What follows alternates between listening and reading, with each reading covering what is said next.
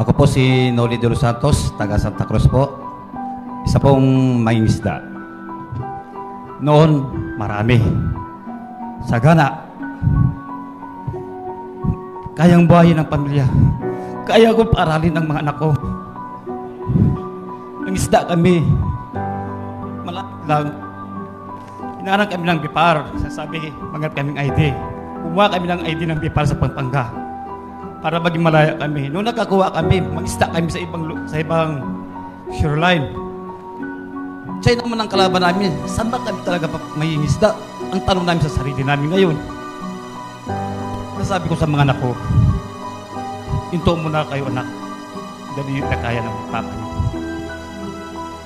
Dahil ito po, dinadaan ko na lang po sa luha.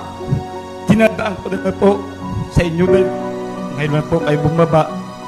Ramdam naman ninyo siguro ang kahirapan namin. Dahil pagdating sa mga buyer, maraming huli, kunti ang binta dahil sa utang. Maraming kita, mahal naman yung babayarin. Bigas, kurinti, tubig.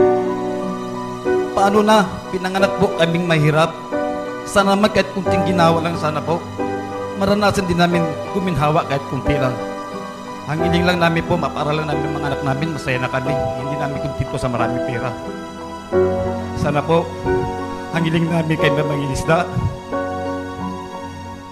Tulungan nyo kami. Hindi naman po kami tamad na mangingisda eh. Masipag po kami. Ang ayuda, parang banid lang yan. First aid lang sa amin yan. Kinabukasan, wala na.